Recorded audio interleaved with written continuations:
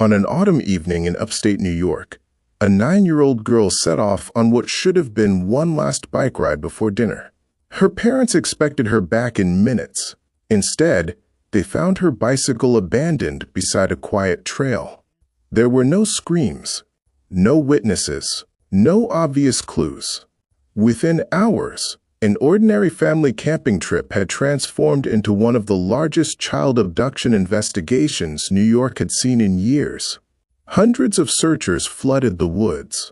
State police, federal agents, and volunteers worked around the clock, racing against a clock that grows more unforgiving with every passing hour in a missing child case.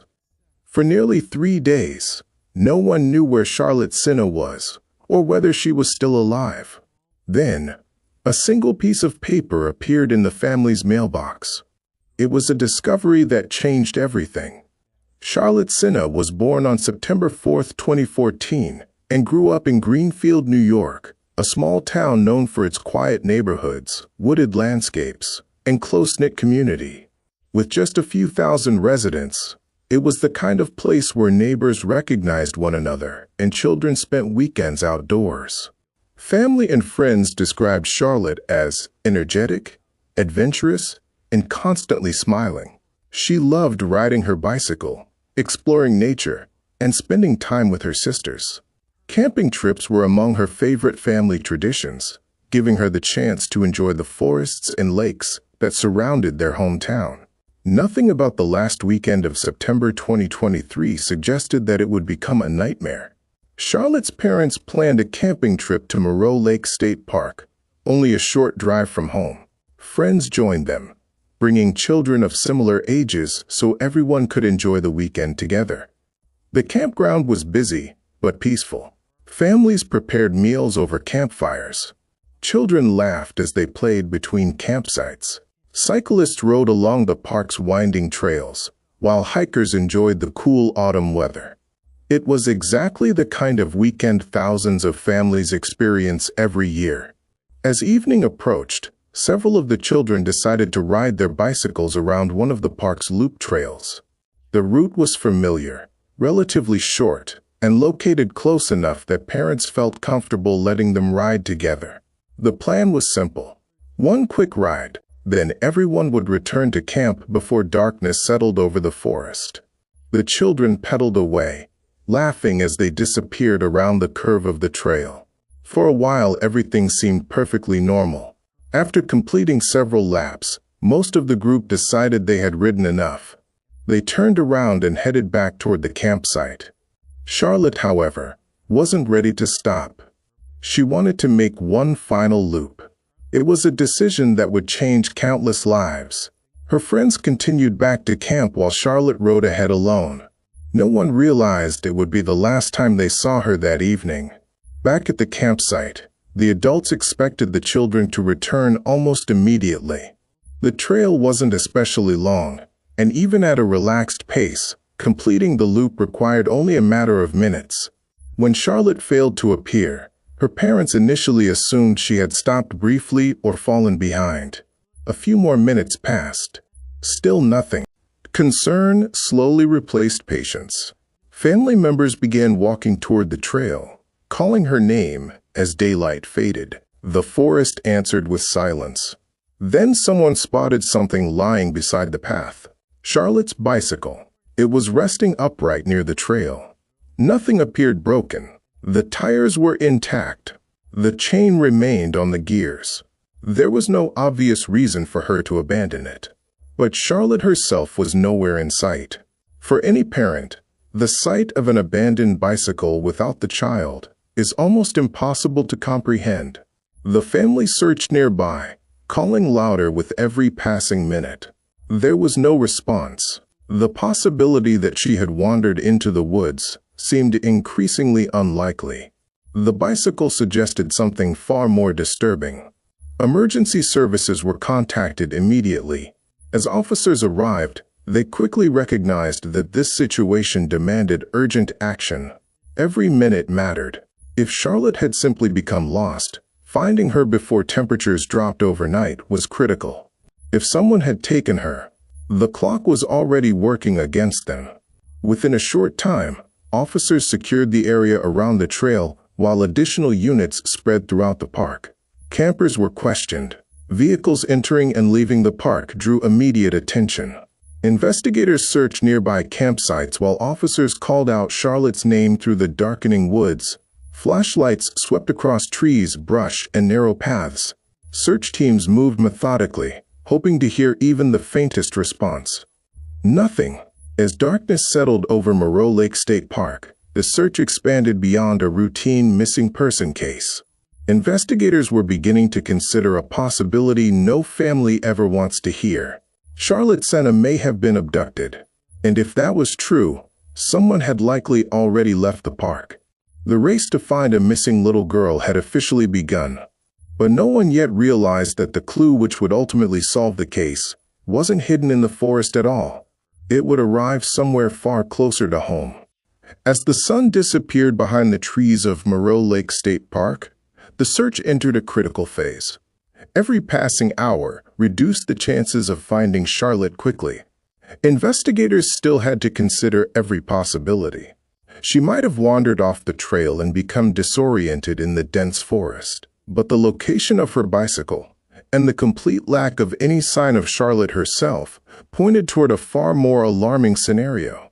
The park was transformed almost overnight. Police vehicles lined the entrance roads. Emergency lights flashed through the darkness. Search teams gathered with maps, radios, flashlights, and specialized equipment as commanders organized one of the largest search operations the region had seen in years. Officers began by retracing Charlotte's expected route, carefully examining the trail inch by inch. Every footprint, discarded object, or damaged branch could become an important clue. Nothing obvious emerged. As the search widened, neighboring agencies joined the effort. State police, park rangers, firefighters, K-9 units, and trained search and rescue volunteers arrived to help. Before long, hundreds of people were working toward the same goal, finding one missing child. The terrain made the task extraordinarily difficult. Moreau Lake State Park covers miles of wooded land, with thick vegetation, winding trails, streams, and uneven ground. Even experienced searchers had to move carefully while maintaining organized search patterns. Helicopters surveyed the area from above. Drones searched locations that were difficult to reach on foot. Search dogs followed every scent they could detect. Throughout the night, Charlotte's family waited anxiously, hoping each radio transmission might bring good news. It never did. By sunrise, the investigation had entered a new stage. Authorities publicly announced Charlotte's disappearance and appealed for help from anyone who had visited the park or traveled nearby the previous evening. An Amber Alert was activated, sending emergency notifications across the region. Charlotte's photograph suddenly appeared on television broadcasts, highway message boards, news websites, and mobile phones. Within hours, millions of people knew her face. The FBI also joined the investigation.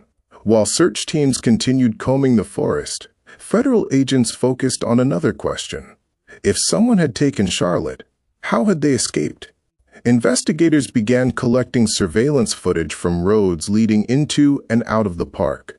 Cameras at nearby businesses, intersections, and traffic routes were reviewed in hopes of identifying suspicious vehicles. They also examined the park's visitor records.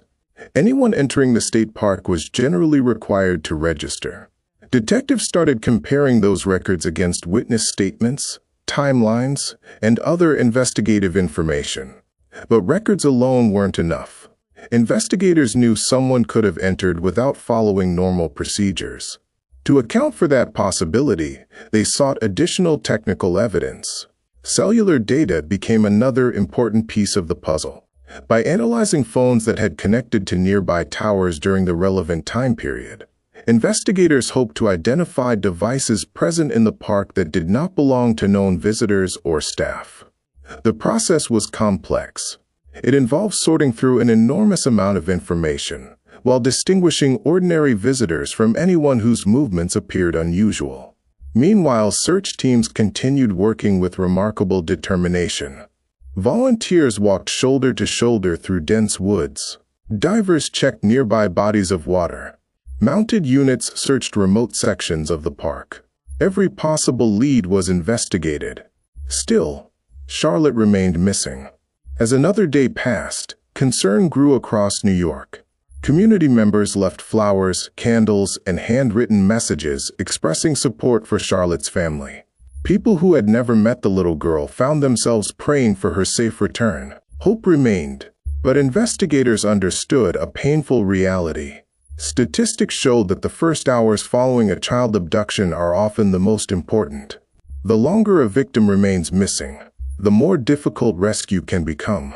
Despite the growing pressure, authorities refused to slow their efforts. The search continued into a third day. Then, before dawn, something happened that no investigator expected. Several officers had been assigned to watch over Charlotte's family home.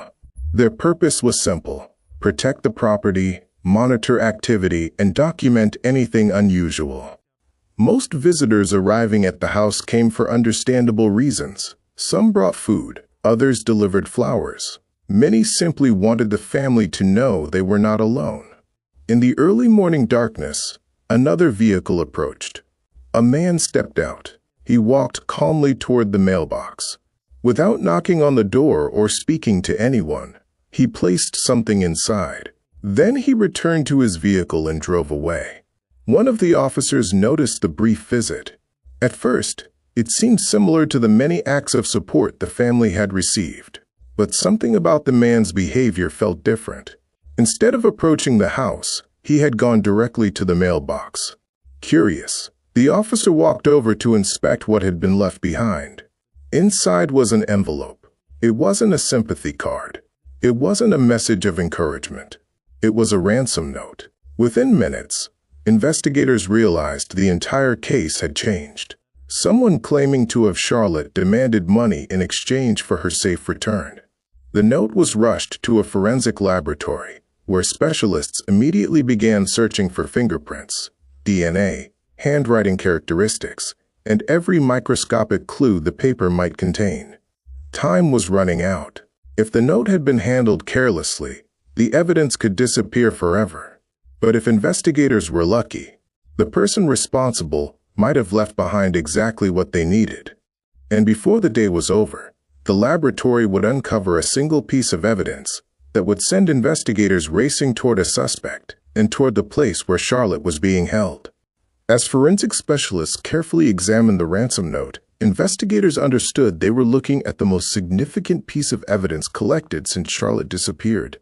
Until that moment, the investigation had generated countless questions, but very few answers. Now they had something tangible. The paper was photographed, preserved, and processed using specialized techniques designed to reveal fingerprints invisible to the naked eye. Every inch of the envelope and every line of the note was examined with extraordinary care. Before long, the laboratory identified several usable fingerprints. It was exactly the kind of breakthrough investigators had hoped for. The prints were immediately compared against law enforcement databases. The first search produced no immediate result. That wasn't unusual. Databases are enormous, and poor quality or partial prints sometimes require additional processing before a match can be confirmed. Rather than assume the evidence had reached a dead end, forensic analysts continued refining their examination. Hours later, the database returned a hit. The fingerprints matched a man named Craig Nelson Ross Jr., a resident of Saratoga County, whose prints had been entered into the system years earlier following a previous arrest. Suddenly, investigators had a name. The next step was determining where Ross could be found. Officers quickly learned that the address associated with him was no longer reliable. The property had reportedly been lost through tax foreclosure, meaning investigators couldn't assume he was still living there. They began reconstructing his recent movements. Public records, interviews, and investigative databases pointed detectives toward another location connected to Ross, property owned by a family member. The location was only a short drive from where Charlotte had disappeared. Every minute mattered. Authorities immediately requested and obtained the legal authority needed to search the property. The operation was organized with remarkable speed. Multiple tactical teams were assembled. State police coordinated the response. Federal agents remained involved. Aviation units prepared to provide support from above, while ground teams positioned themselves around the property. Investigators faced an important question. If Charlotte was inside, they had only one opportunity to rescue her safely. Any delay increased the risk. Any warning could allow a suspect to flee or place the child in greater danger. The approach had to be swift, coordinated, and decisive. As officers surrounded the property, tactical units quietly moved into position. Every entrance and exit was covered. Communication was kept to a minimum. Then came the order. The team advanced. Within seconds, officers forced entry into the trailer. Inside, they encountered Craig Nelson Ross Jr., who was quickly taken into custody. The operation had moved so rapidly that the suspect had little opportunity to react. But one critical question remained unanswered. Where was Charlotte? Officers immediately began searching every room. They opened closets. They checked beneath furniture. They searched storage spaces. For several tense moments, nothing. The possibility that Charlotte had been moved elsewhere weighed heavily on everyone inside. Then one officer noticed something unusual inside a small closet. A pile of blankets and other items appeared deliberately arranged. As the materials were pulled aside, a small voice answered. Charlotte was there, alive. After nearly 3 terrifying days, the search was finally over. The officers immediately reassured the frightened 9-year-old that she was safe. Within moments, she was carefully carried from the trailer and placed into the care of emergency medical personnel waiting outside. The relief among the rescue team was overwhelming. Many officers later described the rescue as one of the most emotional moments of their careers. Charlotte was transported to a nearby medical facility, where doctors conducted a comprehensive examination to assess her condition. Fortunately, authorities announced that she was alive and receiving appropriate medical care. Soon afterward, her family received the news they had desperately hoped for since the nightmare began. Charlotte had been found. The reunion between Charlotte and her loved ones remained private, but officials described it as an emotional moment filled with relief after days of fear and uncertainty. News of the rescue spread across New York within minutes. Communities that had spent days following the investigation celebrated alongside the family. Search volunteers embraced one another. Law enforcement agencies publicly thanked everyone who had participated in the search. For once, a missing child investigation had ended with the outcome everyone hopes for. But while Charlotte's rescue marked the end of one chapter, investigators knew another was just beginning. Now that the suspect was in custody, detectives needed to answer a series of difficult questions. Why had Charlotte been targeted? Had this crime been carefully planned? And perhaps most troubling of all, could Craig Nelson Ross Jr. be connected to other unsolved crimes stretching back years? As detectives began examining his past, they uncovered a disturbing history that suggested Charlotte's abduction might not have been an isolated incident. The deeper investigators looked, the darker the story became. With Charlotte safely reunited with her family, investigators shifted their full attention to the man they had arrested. Who was Craig Nelson Ross Jr.? How had he managed to abduct a child from a busy state park without immediately drawing attention? And perhaps most importantly, was Charlotte chosen at random, or had she been deliberately targeted? As detectives began piecing together Ross's background, a troubling picture emerged. Public records showed that Ross had previous encounters with law enforcement dating back years. Those incidents alone did not explain what had happened at Moreau Lake State Park, but they established that he was not unknown to authorities. Investigators also interviewed people who had known him personally. Some described him as withdrawn and unpredictable. Others said he frequently isolated himself and had struggled to maintain stable employment for long periods. Several former acquaintances claimed he often relied on family members for financial support, rather than holding a steady job. These accounts came from people who knew Ross and should be understood as their personal observations, not as independent findings by investigators. Among the most significant interviews was one with a former partner. She publicly stated that she had previously obtained a protective order against Ross after an alleged assault. According to her account, the relationship had become increasingly volatile before she ultimately left. Her statements offered investigators additional context about Ross's past behavior, although they did not establish what had happened in Charlotte's case.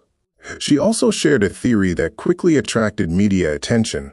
According to her, Ross may have spent considerable time observing Charlotte's family before the abduction.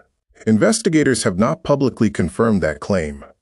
However, prosecutors later alleged that the kidnapping had been carefully planned rather than committed on impulse. Several aspects of the case appeared consistent with preparation. The ransom note had been written in advance.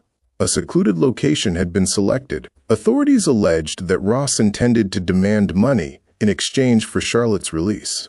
Whether every detail of that alleged plan had been finalized remains known only to the suspect. Investigators also searched the trailer and surrounding property, collecting physical evidence for forensic examination.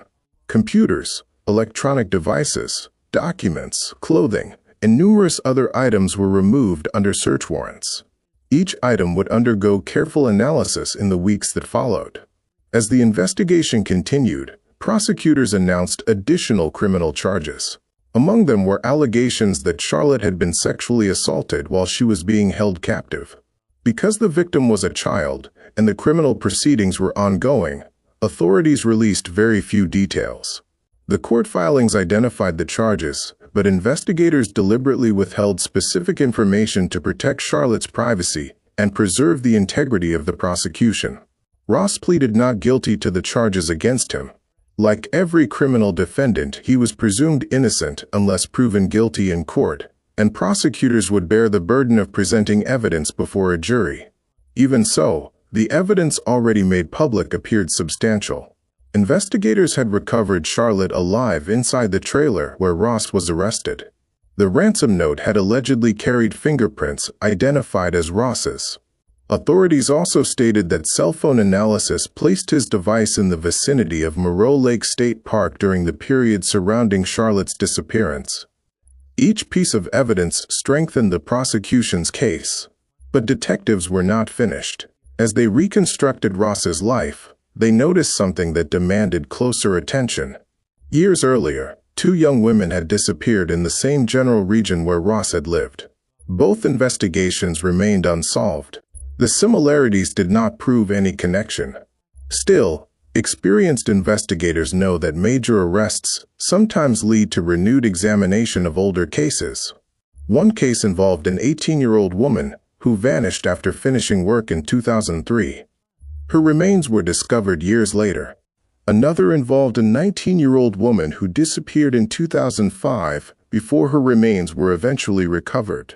In both investigations, Ross had lived relatively close to where the victims were last known to have been. That fact alone was not evidence of guilt. Thousands of people may live near the scene of a crime without having any involvement whatsoever. Nevertheless, detectives reopened portions of those investigations to determine whether modern forensic techniques or newly developed information might reveal connections that had previously gone unnoticed. As of today, authorities have not publicly charged Ross in connection with either homicide. Investigators have also not publicly announced evidence establishing that he was responsible. Those inquiries remain separate from Charlotte's case. The renewed scrutiny demonstrates an important reality of criminal investigations. When a suspect is arrested for a serious offense, detectives routinely review unsolved crimes from the suspect's past, especially when geography, timing, or circumstances overlap. Sometimes those reviews uncover new evidence. Sometimes they eliminate possible connections. And sometimes the questions remain unanswered. For Charlotte's family, however, one truth mattered above everything else. Their daughter had survived. What began as every parent's worst nightmare had ended with a rescue that many investigators described as extraordinary. Yet the legal battle was only beginning. In the months ahead, prosecutors would prepare to present their evidence in court. Defense attorneys would challenge that evidence. The justice system would determine Ross's criminal responsibility. For Charlotte, the hope was that the legal process could move forward, while minimizing any additional trauma she might experience. For investigators, the objective remained clear: ensure that every fact was supported by evidence, and make certain that justice rested not on speculation, but on proof. By the time Craig Nelson Ross Jr. was taken into custody, one chapter of the story had ended. The search was over. Charlotte was alive. But for investigators, prosecutors, and Charlotte's family, another journey was only beginning. After the rescue, detectives spent months reviewing evidence collected from the trailer, electronic devices, witness interviews, forensic examinations, and search warrants. Every piece had to be carefully documented, analyzed, and prepared for court. Cases involving child abduction demand an exceptionally high standard of proof. Investigators know that every photograph, every fingerprint, every digital record, and every witness statement may later be examined in detail before a judge and jury. For that reason, much of the investigation remained confidential. Authorities released only the information necessary to keep the public informed while protecting the integrity of the case and Charlotte's privacy. The criminal justice system also follows an important principle. An arrest is not the same as a conviction. Although prosecutors publicly announced multiple charges, the court process exists to examine the evidence, hear both sides, and determine guilt according to the law. As the legal proceedings moved forward, Charlotte's family largely stepped away from the public spotlight. Their focus was no longer on search efforts or press conferences. It was on helping a 9-year-old child recover from an experience no family should ever have to endure. Recovery after trauma is rarely measured in days or weeks. It often takes months or even years, supported by loved ones, medical professionals, counselors, and an entire community committed to helping a child reclaim a sense of normal life. Across New York, Charlotte's rescue became a symbol of hope. Thousands of volunteers had searched forests. Law enforcement agencies had coordinated across multiple jurisdictions. Federal, state, and local investigators had shared information in real time. Citizens had remained alert, followed official updates, and supported the family throughout the ordeal.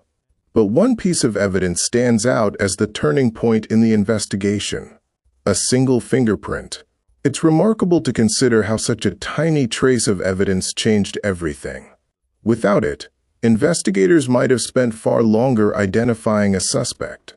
The ransom note, intended to pressure Charlotte's family, instead provided detectives with the clue that ultimately led them directly to the person they were searching for. The case also demonstrated how modern investigations combine traditional police work with advanced forensic science. Search teams examined the terrain. Witnesses were interviewed.